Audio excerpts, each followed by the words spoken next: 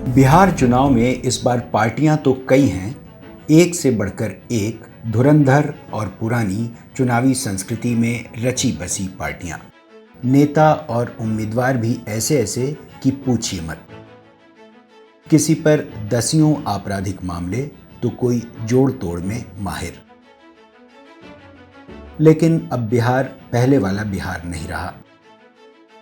राजनीतिक चेतना तो यहाँ शुरू से रही है, लेकिन परदेश जाकर पढ़ाई लिखाई में अपना नाम रोशन करने वाले बिहारी अगर अपनी ज़मीन में आकर नया बिहार बनाने की बात कहें तो ये एक अच्छी शुरुआत कह सकते हैं।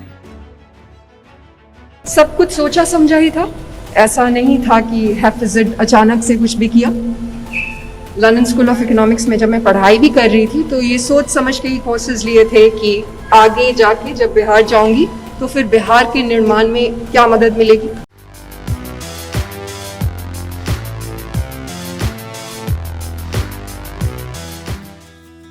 महज 7 महीने पहले यानी मार्च में लंदन में बैठी और लंदन स्कूल ऑफ इकोनॉमिक्स से पब्लिक एडमिनिस्ट्रेशन से एमए करने वाली पुष्पम प्रिया चौधरी को आखिर क्या सूझी कि उन्होंने फटाफट प्लूरल पार्टी बना डाली।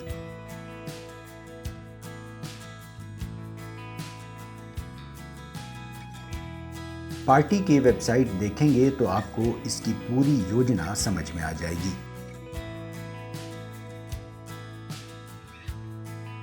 पुष्पम ने 50 लाख रुपए खर्च करके मार्च में बिहार के सभी छोटे बड़े अखबारों में 2 फुल पेज के विज्ञापन दिए और खुद को बिहार का अगला मुख्यमंत्री घोषित कर दिया।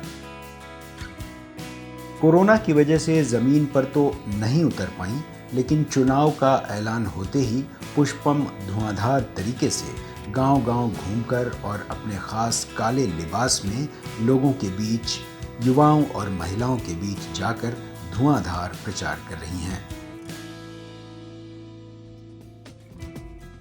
उनका वादा है कि उन्हें 10 साल मिल जाए तो फिर बिहार देश का नंबर 1 राज्य बन जाएगा। जाहिर है पुष्पम को राजनीति विरासत में मिली है। पिता विनोद चौधरी जेडीयू से जुड़े रहे हैं और चाचा भी नेता रहे हैं।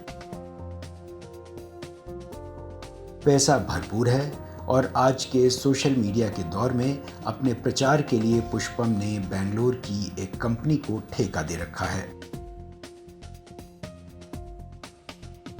युवा तेजी से प्लूरल्स के साथ जुड़ रहे हैं और सभी 243 सीटों पर वह चुनाव लड़ रही है।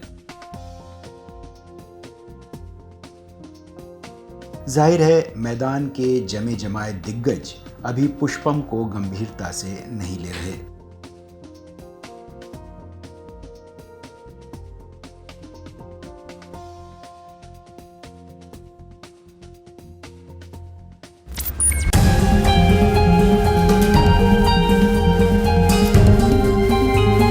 हमरा से बहुत लोग पूछलक कि आगे डर नहीं लागल, सीधे मुख्यमंत्री के चुनौती दो दिलिए।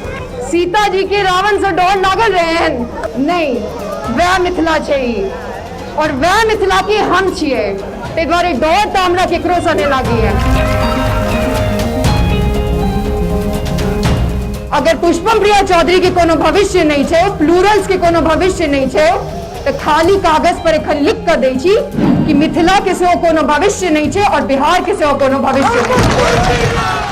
लेकिन जिस बड़ी तैयारी और आर्थिक बैकअप के साथ ये युवा चेहरा पूरे आत्मविश्वास के साथ सामने आया है, वह आने वाले कल के लिए एक बड़ी चुनौती जरूर बन सकता है।